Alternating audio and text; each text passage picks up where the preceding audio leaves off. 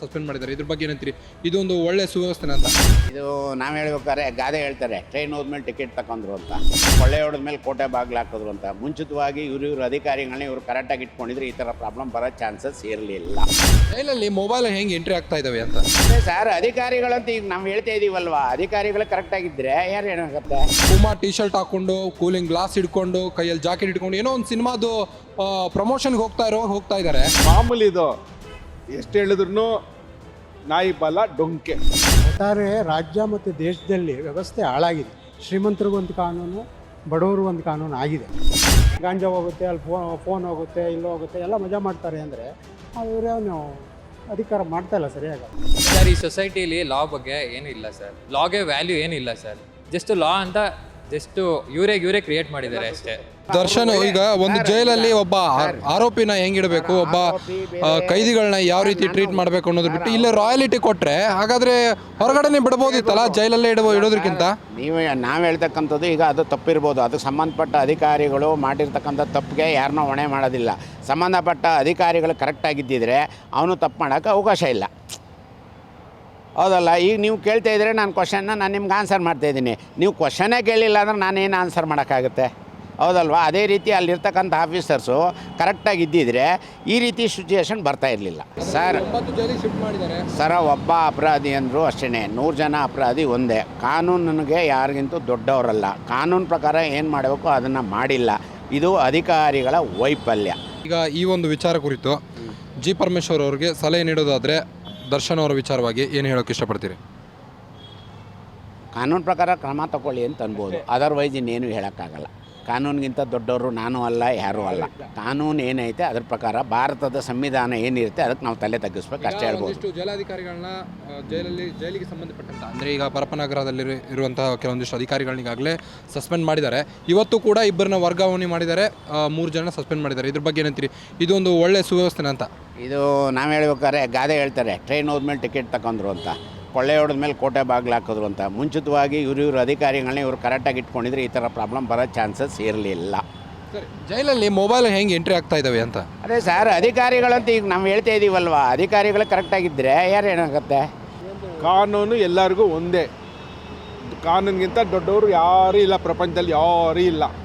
Sir, ಇವತ್ತು ದರ್ಶನ್ ಅವರು ಬಳ್ಳಾರಿ ಜೈಲಿಗೆ ಹೋಗಿರುವಂಥ ಒಂದು ಇದನ್ನು ನೋಡಿದ್ರ, ಅಗ್ದಿ ರಾಯಲ್ ಆಗಿ ಪೂಮಾ ಟಿ ಶರ್ಟ್ ಹಾಕ್ಕೊಂಡು, ಕೂಲಿಂಗ್ ಗ್ಲಾಸ್ ಹಿಡ್ಕೊಂಡು, ಕೈಯಲ್ಲಿ ಜಾಕೆಟ್ ಇಟ್ಕೊಂಡು ಏನೋ ಒಂದು ಸಿನಿಮಾದು ಪ್ರಮೋಷನ್ಗೆ ಹೋಗ್ತಾ ಇದ್ದಾರೆ. ಇದು ಮತ್ತೊಮ್ಮೆ ಎಲ್ಲಾದರೂ ಪೊಲೀಸರು ಎಡವಿದ್ರ ಅಂತ? ಮಾಮೂಲಿ ಇದು ಎಷ್ಟು ಹೇಳಿದ್ರು ನಾಯಿ ಬಲ ಡೊಂಕೆ. ದರ್ಶನ್ ಅಭಿಮಾನಿಗಳ ವಿಷಯಕ್ಕೆ ಹೇಳೋದಾದ್ರೆ, ಅಭಿಮಾನಿಗಳು ಪಾಪ ಅವ್ರಿಗೇನಪ್ಪ, ಅಭಿಮಾನಿಗಳೇನು ಆ ಸಿನಿಮಾದಲ್ಲಿ ಅವ್ರ ಕಷ್ಟ ಸುಖನ ಸ್ವಲ್ಪ ಮುರಿಬೇಕಂತ ಸಿನಿಮಾ ನೋಡ್ತಾರೆ ಅಷ್ಟೇ. ಅಭಿಮಾನಿ ಅವರ ಒಂದು ಕೈದಿ ನಂಬರ್ನ ಇಟ್ಕೊಂಡು ಆಟೋಗಳ ಮೇಲೆ ಎಲ್ಲ ಲೇಬಲ್ಗಳನ್ನ ಹಾಕಿಸ್ಕೊಂಡು, ಅದೆಲ್ಲ ಅವ್ರ ವೈಯಕ್ತಿಕ ವಿಚಾರ, ನಾವೇನು ಅದು ಕೇಳೋಕ್ಕಾಗಲ್ಲ. ಅದಕ್ಕೆ ಈಗಾಗಲೇ ದರ್ಶನ್ ಅವ್ರನ್ನ ಬಳ್ಳಾರಿ ಜೈಲಿಗೆ ಗೊತ್ತಾಯ್ತು. ನಾನು ಓದ್ದೆ ಇವತ್ತು. ತಪ್ಪದು, ಅವ್ರು ಮಾಡೋದು ತುಂಬ ತಪ್ಪು. ಬೇರೆ ಕೈದಿನ ಯಾವ ಥರ ಇಟ್ಟಿರ್ತಾರೋ ಅವ್ರನ್ನೂ ಅದೇ ಥರ ಇಟ್ಟಿರ್ಬೋದು. ಒಬ್ಬರಿಗೂ ಸಂಪರ್ಕ ಕೊಡಬಾರ್ದು. ಸರ್, ಈಗ ಜೈಲಲ್ಲಿ ಮೊಬೈಲ್ಗಳು ಎಂಟ್ರಿ ಆಗ್ತಾ ಇದಾವೆ, ಮಾದಕ ವಸ್ತುಗಳು ಎಂಟ್ರಿ ಆಗ್ತಾ ಇದಾವೆ. ಜೈಲ ಅಥವಾ ರೆಸಾರ್ಟ್ ಅಂತ? ಇಲ್ಲ, ಜೈಲೇನೆ, ಅಲ್ಲೇ ಇರುತ್ತೆ ಎಲ್ಲ. ಅವ್ರು ಇಟ್ಕೊಂಡಿರ್ತಾರೆ, ಎಲ್ಲ ಯಾರ್ಯಾರಿಗೆ ಬೇಕೋ ಅವರು ಕೊಡ್ತಾರೆ, ದುಡ್ಡು ಇಸ್ಕೊತಾರೆ. ಈಗಾಗಲೇ ಅದು ಜಮೀರ್ ಅಹ್ಮದ್ ಅವ್ರದ್ದೊಂದು ಕ್ಷೇತ್ರ. ಈಗ ಅದು ಬಳ್ಳಾರಿ. ಈಗ ಬಳ್ಳಾರಿಯಲ್ಲಿ ಜಮೀರ್ ಅಹ್ಮದ್ ಇರೋದ್ರಿಂದ ದರ್ಶನ್ ಅವರು ಮತ್ತು ಇವ್ರದ್ದು ಒಂದು ಸಂಬಂಧ ಇದೆ. ದರ್ಶನ್ ಮತ್ತು ನಮ್ಮ ಜಮೀರ್ ಅಹ್ಮದ್ ಅವ್ರದ್ದು ಒಂದು ಒಳ್ಳೆಯ ಅವಿನಾಭಾವ ಸಂಬಂಧ ಇದೆ. ಎಲ್ಲಿ ಮತ್ತೆ ಇಲ್ಲಿ ಪರಪನಗರದಲ್ಲಿ ಹೆಂಗೆ ಐಷಾರಾಮಿ ಜೀವನ ಕೊಟ್ಟರು ಅದೇ ರೀತಿ ಬಳ್ಳಾರಿ ಜೈಲಲ್ಲೂ ಕೊಡ್ತಾರಾ ಅಂತ? ಖಂಡಿತ ಕೊಡ್ತಾರೆ. ಯಾಕಂದರೆ ಅಲ್ಲಿ ಬೇರೆ ಇದರಲ್ಲಿ ನಡೆದಿದೆ ಅದು. ಈಗ ನನಗೆ 79 ಇಯರ್ಸು, ನಾನು ಇದೆಲ್ಲ ಕೇಳಿದ್ದೀನಿ. ಅದು ಏನಂದರೆ ಇಲ್ಲಿಗಿಂತ ಜಾಸ್ತಿ ಅನುಕೂಲ ಇದೆ ಅಲ್ಲ ಅಲ್ಲಿ ಬಳ್ಳಾರಿ ಜೈಲಲ್ಲಿ. ಬಟ್ ದರ್ಶನ್ ಅವರು ಇವತ್ತು ಅಗ್ದಿ ಫಾಶ್ ಆಗಿ ಫುಲ್ ಟಿ ಶರ್ಟ್ ಧರಿಸ್ಕೊಂಡು, ಕೂಲಿಂಗ್ ಡ್ರಾಸ್ ಹಾಕ್ಕೊಂಡು ಒಳ್ಳೆ ಸಿನಿಮಾ ಪ್ರಮೋಷನ್ಗೆ ಹೊರಟಿದ್ದಾರೆ. ಜೈಲಿಗೆ ಹೋಗೋ ಒಂದು ಏನು ಕನಿಷ್ಠ ಪಕ್ಷ ಒಂದು ಆ ಬಾಡಿ ಲ್ಯಾಂಗ್ವೇಜು ಇಲ್ಲ. ಇದ್ರ ಬಗ್ಗೆ ಏನಂತೀರಿ? ಅಲ್ಲ, ತಪ್ಪದು. ಅದು ನಿಜವಲ್ಲ. ಅವ್ರು ಯಾವುದೇ ರೀತಿ ಅವ್ರನ್ನ ಕರ್ಕೊಂಡು ಹೋಗ್ತಾರೋ ಅದೇ ಥರ ಕರ್ಕೊಂಡು ಹೋಗ್ಬೇಕು. ಕೈದಿಗಳನ್ನ ಯಾವ ರೀತಿ ಕರ್ಕೊಂಡು ಹೋಗ್ಬೇಕು ಅಂತ? ಕೈದಿಗಳನ್ನ ಸಾಧಾರಣ ಕೋಲ ಹಾಕಿಬಿಟ್ಟೆ ಕರ್ಕೊಂಡು ಹೋಗ್ಬೇಕು. ಬಟ್ ಅಗ್ದಿ ಐಷಾರಾಮಿಯಿಂದ ಕರ್ಕೊಂಡು ಹೋಗ್ತಿದಾರಲ್ಲ, ಪೊಲೀಸರ ಬಗ್ಗೆ ಏನು ಹೇಳೋಕ್ಕೆ ಇಷ್ಟಪಡ್ತೀರಿ ಅಂತ? ಅಲ್ಲ, ಅವರು ತಪ್ಪು ಕೊಡಬಾರ್ದು. ಅವರು ಏನು ಯಾವ ರೀತಿ ಬೇರೆಯವ್ರಿಗೆ ಇದು ಮಾಡ್ತಾರೆ ಅದೇ ಇವ್ರಿಗೂ ಅದೇ ಥರ ಇದು ಮಾಡೋದು. Thank you sir, thank you. ಇಲ್ಲ, ಅದು ನಂಗೆ ಗೊತ್ತಿಲ್ಲ. ಅದು ಬಟ್ ಇನ್ನೂ ಶಿಕ್ಷೆ ಆಗಿಲ್ವಲ್ಲ ಅವರು, ಅಪರಾಧಿ ಅಂತ ಆದಮೇಲೆ ಕೊಳ ಹಾಕ್ಬೋದೇನೋ. ಬಟ್ ವ್ಯವಸ್ಥೆ ಹಾಳಾಗಿದೆ, ಒಟ್ಟಾರೆ ರಾಜ್ಯ ಮತ್ತು ದೇಶದಲ್ಲಿ ವ್ಯವಸ್ಥೆ ಹಾಳಾಗಿದೆ. ಶ್ರೀಮಂತರಿಗೊಂದು ಕಾನೂನು, ಬಡವರು ಒಂದು ಕಾನೂನು ಆಗಿದೆ. ಈ ಶ್ರೀಮಂತರಿಗೆ ನೋಡಿ, ಅವರು ರೇಪ್ ಮಾಡಿದ್ರು ಬೇಲ್ ಕೊಡ್ತಾರೆ, ಮರ್ಡ್ರ್ ಮಾಡಿದ್ರು ಇದು ಕೊಡ್ತಾರೆ, ಎಲ್ಲ ಕೊಡ್ತಾರೆ. ಅದೇ ಬಡವನಿಗೆ ಸಣ್ಣ ಸಣ್ಣ ಕೇಸ್ಗಳು ಒಳಗಾಗ್ತಾರೆ. ವ್ಯವಸ್ಥೆ ಹಾಳಾಗಿದೆ, ವ್ಯವಸ್ಥೆ ಬದಲಾಗಬೇಕು. ಸರ್, ಈಗ ದರ್ಶನ್ ಅವರ ಒಂದು ಕೇಸನ್ನು CBIಗೆ ಒಪ್ಪಿಸಿ ಅಂತ ರೇಣುಕಾಸ್ವಾಮಿ ಅವ್ರ ತಂದೆ ಕಣ್ಣೀರು ಇಡ್ತಾ ಮೊನ್ನೆ ಹೇಳಿದರು. ಇದ್ರ ಬಗ್ಗೆ ಏನಂತೀರಿ? ಇಲ್ಲ ಬೇಡ ಅನ್ಸುತ್ತೆ ನನಗೆ. ಈಗಲೇ ಚೆನ್ನಾಗಿ ಮಾಡ್ತಿದ್ದಾರೆ. ನಮ್ಮ SIT ಚೆನ್ನಾಗಿದೆ. ಹಂಗೆ ನೋಡಿದರೆ ಅವ್ರನ್ನ ಬಿಟ್ಬಿಡ್ತಾ ಇದ್ರು. ಹಂಗೆ ಇಲ್ಲ, ಈಗ ಶಿಕ್ಷೆ ಆಗ್ತಿದೆ. CBI ಏನು ಅಗತ್ಯ ಇಲ್ಲ. ನಮ್ಮ SP ಚಂದನ್ ಅವರು ಒಳ್ಳೆ ಅವ್ರನ್ನ ಸಿಕ್ಕಾಪಟ್ಟೆ ದರ್ಶನ್ ಅವ್ರನ್ನ ಎಲ್ಲ ಥರದ ಎವಿಡೆನ್ಸ್ಗಳಿಂದ ಹಿಡಿದಾಕಿದ್ರು. ಈಗ ಜೈಲಲ್ಲೂ ಇಟ್ಟರು. ಬಟ್ ದರ್ಶನ್ ಅವರು ತುಂಬಾ ಸ್ವರ್ಗ ಹೋಗ್ಬಿಟ್ಟಿದ್ರು. ಊಟ ಆಗಿಲ್ಲ, ಹಾಗಾಗಿಲ್ಲ, ದರ್ಶನ್ ಎಲ್ಲಿ ಮೊದಲಿನ ರೀತಿ ಇಲ್ಲ, ಈಗ ತುಂಬಾ ಚೇಂಜ್ ಆಗಿದ್ದಾರೆ ಅಂತ ಅಂದ್ಕೊಂಡಿದ್ರು. ಬಟ್ ನಟೋರಿಯಸ್ ರೌಡಿಗಳ ಜೊತೆ ಎಲ್ಲ ಕೂತ್ಕೊಂಡು ಕಾಫಿ ಕುಡಿತಾ, ಸಿಗರೆಟ್ ಸೇತಾ ಆರಾಮಾಗಿ ಬಿಂದಾಸ್ ಲೀಡ್ ಮಾಡ್ತಾರೆ ಅಂದರೆ ಜೈಲಿ ಆಗಬೇಕು, ಹೊರಗಡೆನೇ ಇರ್ಬೋದಲ್ಲ? ಹೌದು, ಕರೆಕ್ಟ್ ನೀವು ಹೇಳೋದು. ಅವ್ರಿಗೆ ಸವಲತ್ತು ಸಿಗ್ತಾ ಇದೆ, ಸವಲತ್ತು ಸಿಗಬಾರ್ದು. ಶಿಕ್ಷೆ ಆಗಬೇಕು, ದೊಡ್ಡವರಾಗಲಿ ಚಿಕ್ಕವರಾಗಲಿ ಶಿಕ್ಷೆ ಆಗಬೇಕು. ತಪ್ಪಾಗ್ತಿದೆ, ಕಾನೂನುಗಳು ಕಠಿಣ ಆಗಬೇಕು. ಇದು ಪಂಚತಾರ ಜೈಲು, ರೆಸಾರ್ಟಾ ಜೈಲ ಸರ್? ಯಾವುದೊಂಥರ ರೆಸಾರ್ಟ್ ಅಂತ ಯಾವ ರೀತಿ ಅಂತ ಹೇಳಿದ್ರು? ಏನೆಲ್ಲ ಅದೇ ಶ್ರೀಮಂತರಿಗೊಂದು, ಉಳ್ಳವ್ರಿಗೊಂದು, ಇಲ್ಲದೇ ಇರೋರಿಗೊಂದಾಗಿದೆ. ಜವಾಬ್ದಾರಿ ಇಲ್ಲ ಅಲ್ಲಿ. ಅಧಿಕಾರಿಗಳು ಒಳಗಡೆ ಬಿಡ್ತಾರೆ ಅಂದರೆ ಅವ್ರ ಜವಾಬ್ದಾರಿ ಏನಿದೆ ಅಲ್ಲಿ? ಗಾಂಜಾ ಹೋಗುತ್ತೆ, ಅಲ್ಲಿ ಫೋನ್ ಹೋಗುತ್ತೆ, ಇಲ್ಲೋ ಹೋಗುತ್ತೆ, ಎಲ್ಲ ಮಜಾ ಮಾಡ್ತಾರೆ ಅಂದರೆ ಅವರೇನು ಅಧಿಕಾರ ಮಾಡ್ತಾಯಿಲ್ಲ ಸರಿಯಾಗಿ. ಈ ವಿಷಯದ ಪ್ರಕಾರ ಈ ಒಂದು ವಿಷಯದ ವಿರುದ್ಧ ಈಗ ನೀವು G. ಪರಮೇಶ್ವರ್ ಅವ್ರಿಗೆ ಸಲಹೆ ನೀಡೋದಾದರೆ ಏನು ಹೇಳೋಕ್ಕೆ ಇಷ್ಟಪಡ್ತೀರಿ ಅಂತ ಹೋಮ್ ಮಿನಿಸ್ಟರ್ಗೆ? ಇಲ್ಲ, ಒಳ್ಳೆಯವ್ರು ಇದ್ದಾರೆ ಅವರು, ಚೆನ್ನಾಗಿ ಮಾಡ್ತಿದ್ದಾರೆ ಅವ್ರೇನು ಪಾರ್ಶಾಲಿಟಿ ಮಾಡಲ್ಲ. ಒಳ್ಳೆ ಮನುಷ್ಯ ಇದ್ದಾನೆ ಪರಮೇಶ್ವರು.